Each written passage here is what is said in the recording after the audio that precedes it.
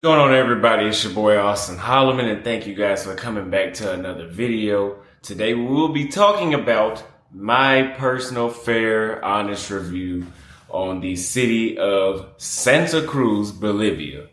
If you guys don't know where that's at, that's in Latin America. Go ahead and give the video a like, subscribe, and at the end of the video leave a comment on what you think of my assessment and what you would like to see next.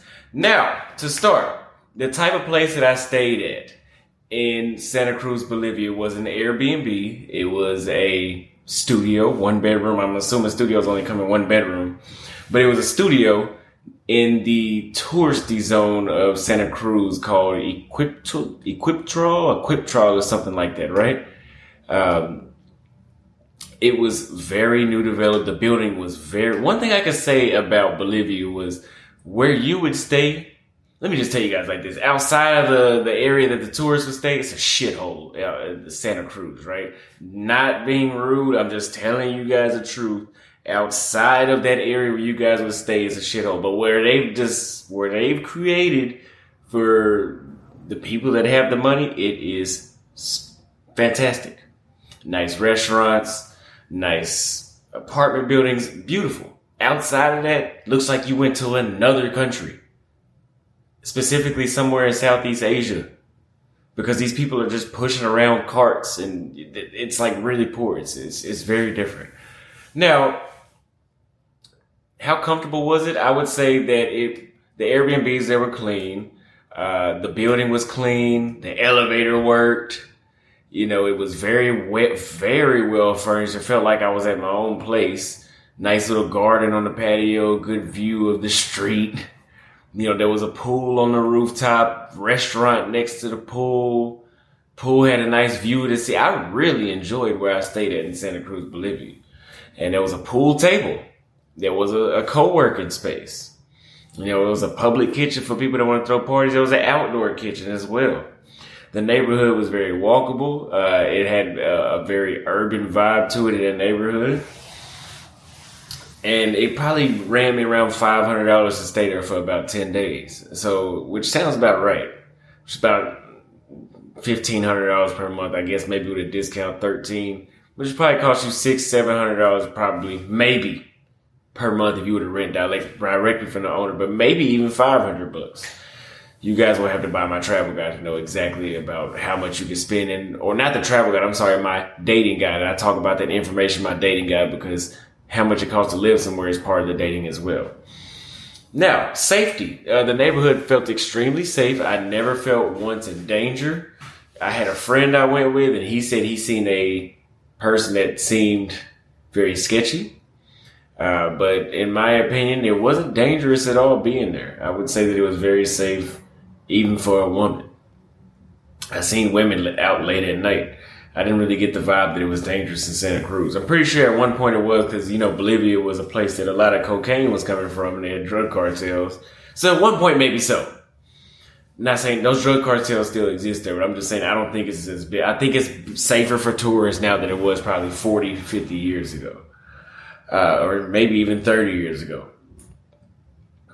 I use Uber. There's other apps you can use when you get in Bolivia that are far cheaper and probably even more efficient, I would say. But no need to use public transportation. Not from what I recall. There was no bus. Majority of the time you'll be using a rideshare app. The Ubers there were very new. It was very rare that I got in a very beat down Uber or anything like that. And the city was very well developed, unlike this place I'm at right now, Manaus, where you guys know Manaus is built in the middle of the Amazon River, right? Basically, it's a city that they built in the rainforest that's bordering the river, I should say. The way how the streets are look like they were like, oh, let's see how water would flow through the streets and let's make the streets look like that. So the streets look like that. Not so much in Bolivia. In Santa Cruz, Bolivia, there's one big circle and then the streets are quadrilateral. You know, it's normal, just like any other country. Food was good. It was about $10 a meal. Wasn't nothing special about it. Wasn't nothing for me to write home about and get online and brag about, but it was good. Street food was extremely cheap. I'm talking like $2, $1.80 per meal cheap. Now, one thing that I noticed that there was not a lot of tourist attractions.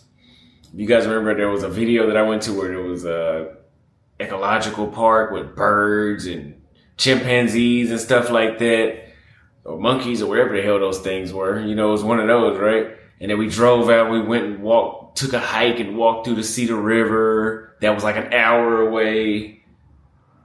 That's pretty much it. That's it. When it comes to tourist attractions, it's not like Santiago, or it's not like Rio de Janeiro, or it's not like Salvador Bahia, or it's not like a lot of places. It's not like Nairobi, Kenya, where it's just endless amounts of things to do all the time.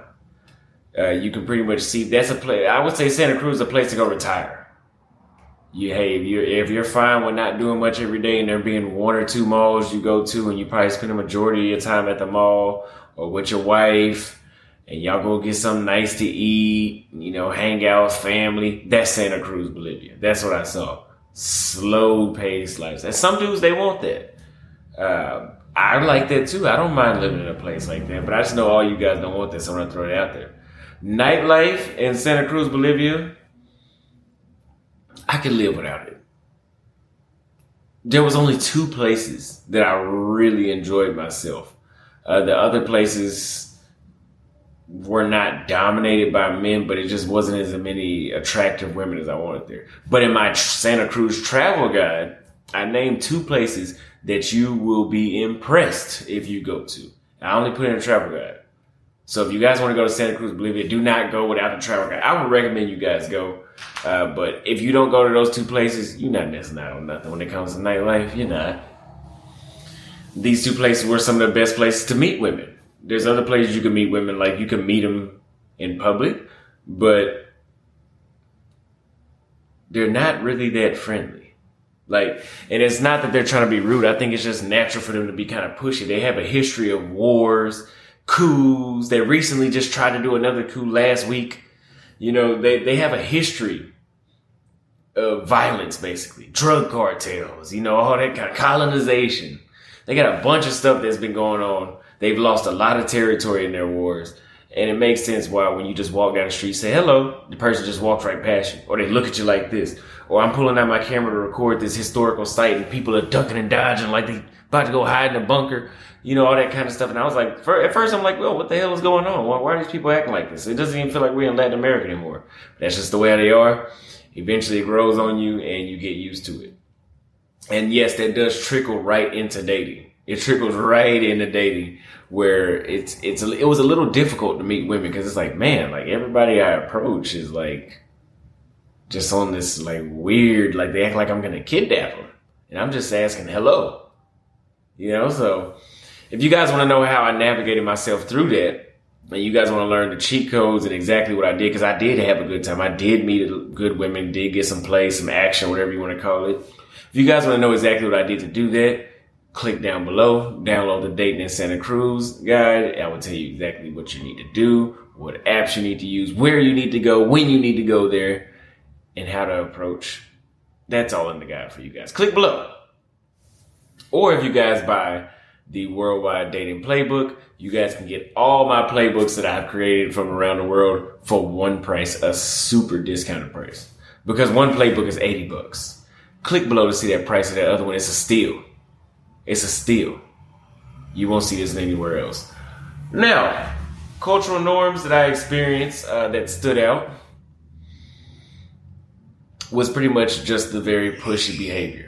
There wasn't anything significant. Like in Brazil, something that's significant is for the woman to just be super high interested and kissing you right away. I don't recall anything in Bolivia that was like, oh, you guys got to know about this. I just know that they were very pushy from the start. So you guys got to be able to adjust to that. They're not very friendly, just to keep it simple. When you do find the ones, because there are some that are not pushy, when you do find them, you'll love them. But generally speaking, they're not going to be friendly. But the women are worth meeting. The women are very worth meeting. Every woman I met and dated or whatever you want to call it while I was there, I enjoyed my time and I recommend meeting them. They were very educated. They weren't stupid. You know, a good amount of them spoke English, surprisingly. You know, surprisingly, a lot of women we met there spoke English. They could talk about anything. You know, they weren't as dumb as a box of rocks. I've been to some countries, I won't name them, but the women there can be as dumb as a box of rocks. That wasn't the case in Santa Cruz, Bolivia. So if you guys are looking for high IQ intellectual conversations, this will be a place that you can do that as well. But I'm pretty sure you have to get them. You have to find them in the area that I was at that's designed for tourists as well. I think when you go outside to the poor area, I don't think poor people have higher IQs than people in places that you would be at. As a foreigner, not nothing really special about you being there. Don't think that they're going to worship the ground and roll up the red carpet for you, because they're not. They're not. I would say my dating experience in in Santa Cruz, Bolivia, if 10 was the best in the world and 10 is Salvador Bahia, because that was one of the best places in the world for me to date at, I would give Santa Cruz a 7.5. And the reason I give it that rating is because of beauty standards. Bolivia is not known to have the most beautiful women. They do have some beautiful women, but they're not known for that. Outside of that, no real issues. It's just a attraction thing when it comes to them down there. Beauty standards. And the fitness culture is big there if you go to the right gym. And I put that in the travel guide as well. So make sure you guys get that travel guide. That's why I keep reminding you guys. Very respectful women. If you guys want to live there, I think you could live in Santa Cruz for under $2,000 a month. Click the guide to Santa Cruz below, and I break that down for you guys. I'll tell you guys exactly how much I spent and the reality of how real that checklist is for you guys. Now, overall, I would say Santa Cruz, Bolivia is, if you don't go, you wouldn't be missing a life-changing experience. If you do go, it will be a fun trip and you will enjoy your time if you don't make it all about women. And you learn to enjoy the food and the culture in a place and just enjoy the moment and enjoy simplicity. If you are a man 65, 55 plus and you're looking to retire somewhere and you're looking for simplicity, this is the city for that. If you like indigenous looking women and you like simplicity, this is the perfect city for you. It's the perfect city, but I probably would put Lima, Peru over Santa Cruz, Bolivia. I think Santa Cruz has a little more time. And if we're talking about tax benefits, Lima, Peru probably has a better option for you as well. Would I return? Absolutely. I have some women that want me to come back and see them, and I would go back to see them. And I would go back to see the llamas or see some other nature sites or just to go away and decompress. I probably wouldn't be on YouTube while I'm there. That would be a place for me to have a getaway place. Let me know what you guys think. Let me know what city you guys want me to review next. If you like the video, give it a like. If you have not already, subscribe, share this with somebody that's interested in going to Bolivia. I love you guys, and I will see you guys next time. And do not leave without getting the travel guide and getting the Santa Cruz dating guide. Thank you very much. I love you guys. See you guys next time.